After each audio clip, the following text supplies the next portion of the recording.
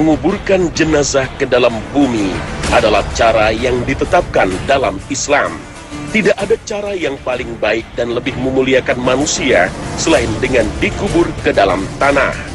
Allah berfirman dalam Al-Quran, "Dari bumi, tanah itulah kami menjadikan kamu, dan kepadanya kami akan mengembalikan kamu, dan daripadanya kami akan mengeluarkan kamu pada kali yang lain." Al-Quran, Surah Toha, ayat 55. Terkait dengan ayat ini, Ibnu Ashur berkata menegaskan bahwa menguburkan jenazah ke dalam bumi adalah cara yang disyariatkan. Inilah yang diajarkan Allah Subhanahu wa Ta'ala kepada putra Nabi Adam alaihissalam, yaitu Qabil, agar menguburkan mayat saudaranya Habil ke dalam tanah. Saat itu Qabil kebingungan setelah membunuh saudaranya Habil. Apa yang harus dilakukan pada mayat saudaranya itu? Karena sebelumnya belum pernah ada manusia yang meninggal. Allah pun mengirimkan burung gagak untuk mengajarkan cara memperlakukan mayat, sebagaimana firman Allah Subhanahu wa Ta'ala. Kemudian Allah menyuruh seekor burung gagak menggali-gali di bumi untuk memperlihatkan kepadanya Qabil bagaimana seharusnya menguburkan mayat saudaranya. Berkata Qabil, "Aduhai, celaka aku. Mengapa aku tidak mampu berbuat seperti burung gagak ini? Lalu aku dapat menguburkan mayat saudaraku ini." Karena itu, jadilah dia seorang di antara orang-orang yang menyesal. Al-Quran, Surah Al-Ma'idah, ayat 31. Nabi SAW juga mengajarkan kepada umatnya bagaimana cara mengubur yang baik dalam sabdanya, "Galilah, luaskan, dan baguskanlah, lalu timbunlah." Hadis riwayat Tirmizi. Itu sebabnya Siddiq Hasan Khan, seorang ulama besar berkebangsaan India, menegaskan wajib menimbun jenazah ke dalam tanah supaya tidak dimakan oleh binatang buas dan tidak terbawa oleh arus banjir, dan tidak ada perbedaan pendapat dalam hal ini. Jika syariat menetapkan bahwa jenazah manusia harus dimakamkan di dalam tanah, bagaimana jika seorang meninggal di laut, atau tenggelam, atau tertimbun longsor, dan tidak ditemukan hanya sebagian tubuhnya saja? Lalu benarkah tempat-tempat kematian massal yang mayatnya tidak ditemukan menjadi angker, atau rohnya gentayangan? Pemirsa, episode Tanya Hazanah kali ini akan menjawab untuk Anda.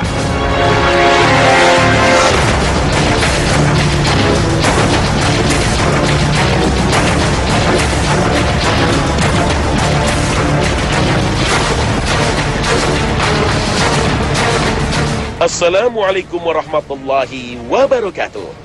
Menguburkan mayat dalam liang lahat itu bila normal dilakukan dengan cara satu lubang satu mayat. Lalu bagaimana jika yang meninggal banyak karena musibah atau sebab lainnya? Apakah tetap harus dikuburkan satu mayat satu lubang? Atau bolehkah dikubur secara massal dalam satu liang lahat? Sunnahnya memang satu lubang untuk satu jenazah, sehingga masing-masing jenazah memiliki liang lahat tersendiri.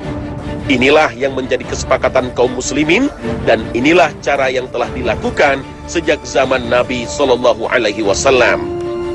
Namun, seandainya tidak memungkinkan untuk dikuburkan satu persatu, maka boleh menguburkan 2 atau 3, bahkan lebih dalam satu liang lahat. Cara ini dulu pernah dilakukan oleh Nabi SAW ketika akan menguburkan para pahlawan Islam di Perang Badar. Bagaimana caranya? Cara menguburkan jenazah yang banyak dalam satu liang lahat adalah dengan menjejerkan satu persatu jenazah, bukan dengan cara ditumpang tindihkan seperti benda yang belum dirapikan. Dianjurkan agar mendahulukan jenazah yang paling banyak memiliki hafalan Al-Quran dari yang lainnya. Artinya, didahulukan yang terbaik dari mereka, dan seterusnya.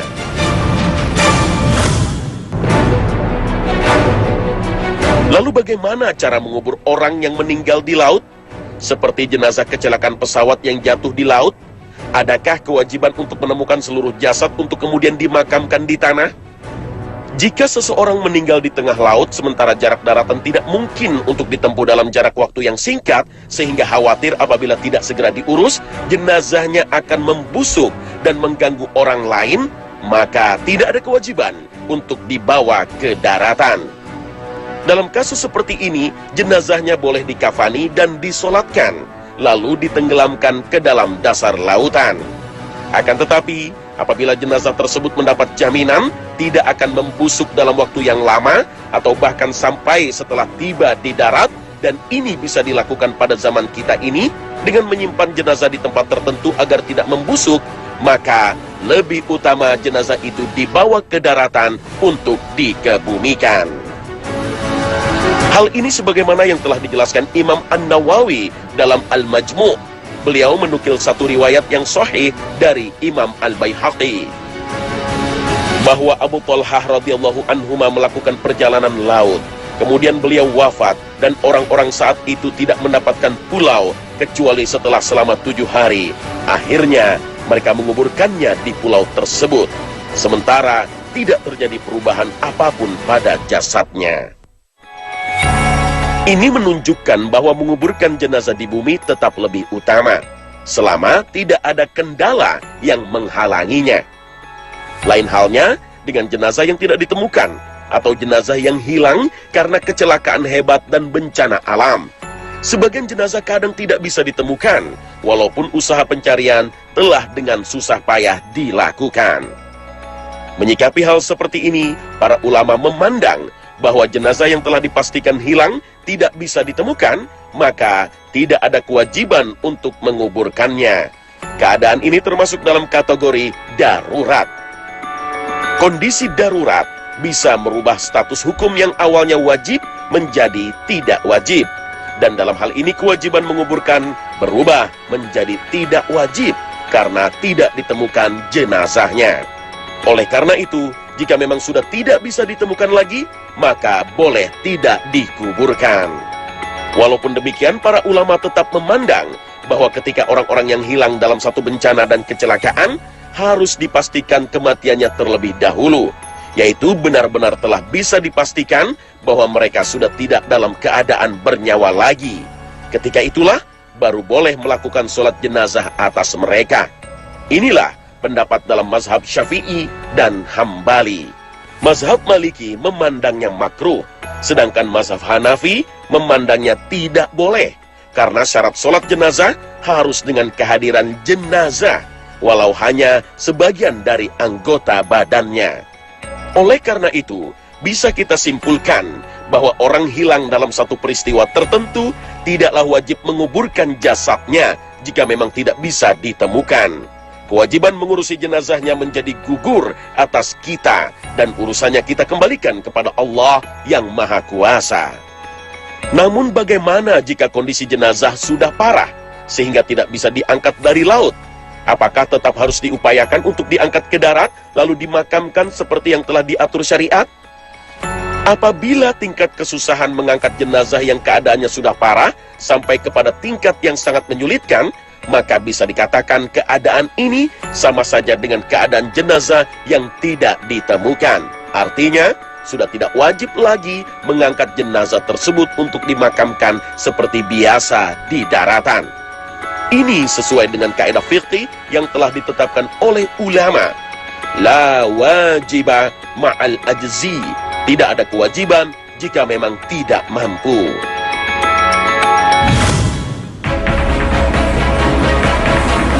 Jika dalam musibah atau kecelakaan kondisi mayat sudah tidak utuh lagi atau hanya ditemukan potongan mayat saja, bagaimanakah syariat Islam mengaturnya? Apakah potongan itu wajib diperlakukan seperti mayat yang utuh atau tidak?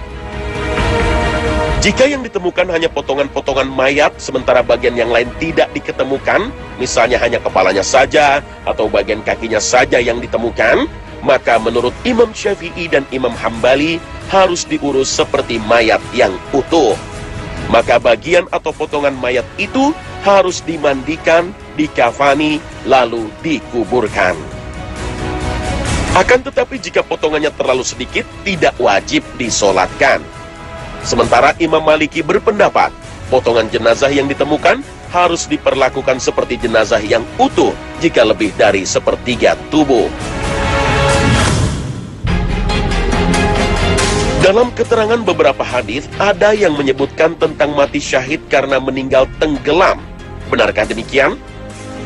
Apakah kecelakaan seperti pesawat jatuh di laut, lalu penumpang meninggal karena tenggelam termasuk mati syahid? Lalu adakah aturan khusus bagi pengurusan jenazah orang yang mati syahid karena tenggelam? Apakah sama dengan mati syahid karena perang? Pemirsa, ada beberapa kematian yang dikategorikan dalam syariat Islam sebagai mati syahid. Di antaranya adalah mati karena tenggelam. Hal ini didasari oleh hadis riwayat Bukhari dan Muslim. Nabi Shallallahu Alaihi Wasallam bersabda, orang-orang yang mati syahid ada 5. Orang yang mati karena wabah, mati karena penyakit perut, dan orang yang tenggelam, dan orang yang tertimpa, dan orang syahid di jalan Allah. Secara terperinci tidak disebutkan bahwa orang yang mati dalam kecelakaan pesawat yang di laut adalah sebagai mati syahid. Namun demikian tetap masih bisa dihubungkan sebagai syahid berdasarkan hadis tersebut. Perlu diketahui bahwa para ulama membagi mati syahid menjadi 3. Syahid dunia, syahid akhirat, dan syahid dunia akhirat.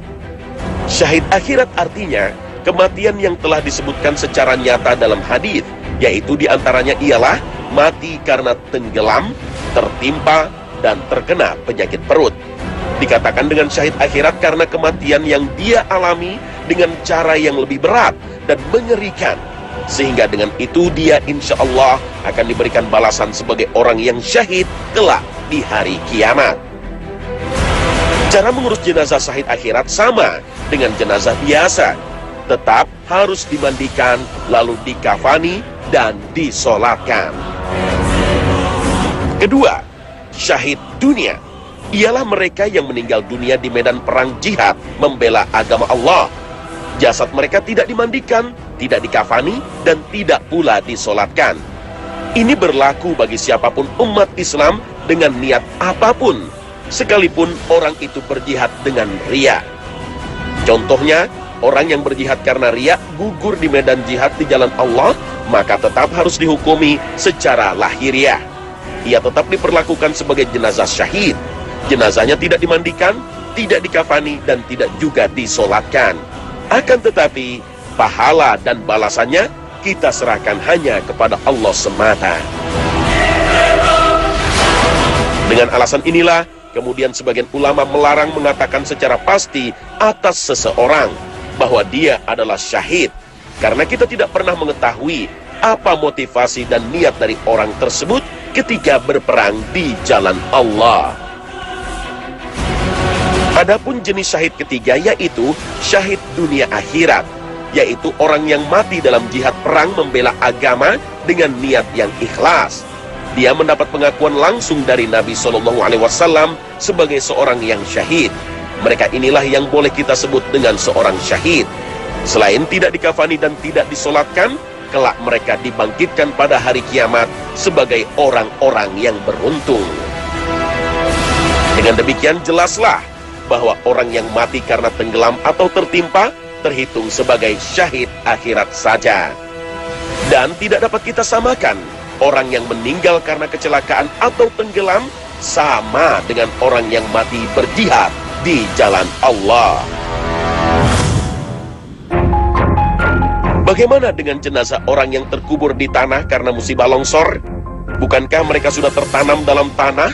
Haruskah tetap ada kewajiban untuk mengevakuasi dulu baru diurus jenazah seperti layaknya orang yang meninggal biasa? Musibah bisa terjadi di mana saja sesuai dengan kehendak Allah yang Maha memiliki dan mengatur. Seperti longsor, gempa bumi, dan bahkan jatuhnya sebuah pesawat. Dalam beberapa kasus tertentu, evakuasi korban bencana selalu menjadi pekerjaan yang membutuhkan perhatian lebih. Tentu hal ini termasuk bagian dari kewajiban kifayah atas orang-orang beriman. Dikatakan sebagai kewajiban kifayah karena mengurus jenazah manusia hukumnya fardu kifayah. Mencari dan mengevakuasi jenazah hukumnya termasuk wajib. Karena mengurus jenazah seperti yang ditetapkan syariat adalah wajib. Hal ini berdasarkan kaidah fikih yang mengatakan, ma la yatimul wajib illa bihi fahuwa wajib. Artinya, satu perkara yang tidak dapat sempurna satu kewajiban kecuali dengannya, maka perkara tersebut pun menjadi wajib dilakukan. Setelah berhasil ditemukan, disitulah kemudian jenazah diurus layaknya seorang jenazah muslim. Dimandikan, dikafani, disolatkan, dan lalu dikebumikan dengan baik di pekuburan kaum muslimin. Namun jika ternyata setelah usaha evakuasi dan pencarian dilakukan dengan maksimal dan tidak menghasilkan apa yang diinginkan, maka dianjurkan untuk memastikan terlebih dulu bahwa harapan hidup dari para korban sudah tidak ada. Di saat itu sebaiknya usaha evakuasi dihentikan. Status korban tersebut sama dengan jenazah yang hilang. Tempat mereka hilang atau tidak ditemukan, di sanalah kuburan mereka. Setelah itu barulah kemudian boleh melaksanakan sholat gaib atas mereka. Meski begitu, para jenazah yang hilang tetap akan mengalami proses kehidupan selanjutnya di alam kubur. Sesungguhnya rahmat Allah sangatlah luas. Dimanapun dan bagaimanapun cara seorang meninggal, ditemukan atau tidaknya jenazahnya, yang pasti semua akan masuk ke dalam alam barzakh. Satu alam penantian menuju alam berikutnya yang lebih sempurna dan abadi, yaitu hari pembalasan.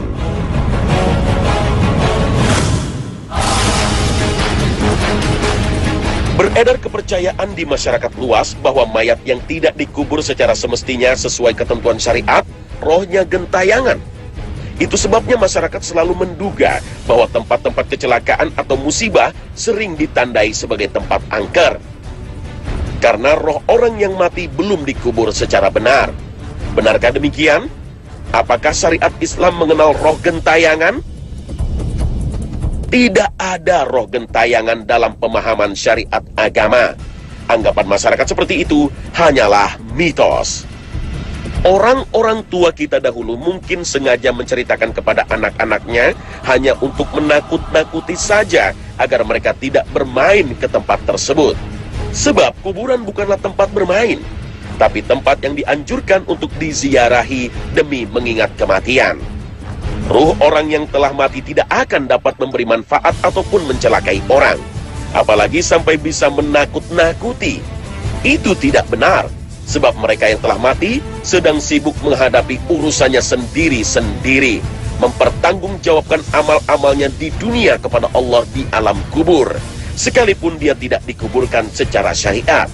Mungkin karena hilang atau jasadnya tidak ditemukan. Memang tidak dipungkiri bahwa ada beberapa tempat yang memang dihuni oleh jin atau setan. Namun keberadaan tempat angker tersebut bukanlah untuk dijadikan sebagai momok menakutkan. Akan tetapi, kita diperintahkan untuk menjadi generasi yang pemberani, menjadi muslim yang tawakal kepada Allah, yaitu dengan berdoa kepada Allah dari gangguan makhluk yang menghuni tempat tersebut. Dalam riwayat Muslim, Rasulullah SAW bersabda, siapa saja yang menempati satu tempat kemudian dia berdoa, aku berlindung dengan kalimat Allah yang sempurna dari keburukan yang telah Allah ciptakan. Tidak ada apapun yang akan mendatangkan bahaya sampai dia pergi dari tempat tersebut. Terkait dengan hadis ini, menarik disimak pendapat ulama besar Mubarakfuri dalam kitabnya, mengkritik perbuatan orang-orang jahiliyah terdahulu. Saat itu orang-orang jahiliyah bila melewati atau menempati satu tempat, mereka berlindung kepada tuan penghuni lembah atau memberi sesajen kepada penghuni tempat itu. Perbuatan orang-orang jahiliyah tersebut sangatlah merendahkan kemanusiaan manusia, sebab mereka lebih memilih berlindung kepada jin yang menghuni tempat tersebut daripada berlindung kepada Allah. Sedangkan derajat manusia lebih mulia daripada jin. Padahal dengan berlindung kepada jin tersebut justru malah membuatnya semakin menjadi. Maka benarlah firman Allah dalam Al-Quran. Dan bahwasannya ada beberapa orang laki-laki di antara manusia meminta perlindungan kepada beberapa laki-laki di antara jin. Maka jin-jin itu menambah bagi mereka dosa dan kesalahan. Al-Quran surah Al-Jin ayat 6. Menafsirkan ayat ini, Ibnu Katsir menjelaskan bahwa dengan perlakuan mengagungkan jin tersebut akan membuat jin itu semakin menakut-nakuti orang yang mengagungkannya. Oleh karena itu, menganggap angker satu tempat tertentu seperti konon angkernya segitiga Bermuda, angkernya Laut Selatan, dan bahkan angkernya sebuah jembatan adalah perilaku dan sikap yang sejalan dengan kaum jahiliyah. Sikap yang semestinya dilakukan orang beriman terhadap tempat yang dianggap angker adalah dengan berdoa kepada Allah agar dilindungi dari gangguan penghuni tempat tersebut. Bukan sebaliknya, berdoa kepada jin tersebut agar tidak diganggu. Karena jika sampai hal ini dibiarkan, maka tidak heran jika banyak kaum muslimin yang memasang sesajen di tempat-tempat yang dianggap angker. Sekali lagi, tidak dikenal dalam syariat Islam bahwa ada roh manusia yang bergentayangan karena jasadnya tidak dimakamkan secara wajar. Bahkan masyarakat jahiliyah sendiri tak pernah meyakini keyakinan semacam ini. Karena roh adalah perkara gaib yang tak seorang pun boleh berbicara dengannya kecuali dengan dalil petunjuk yang jelas dari Al-Quran dan hadis Nabi.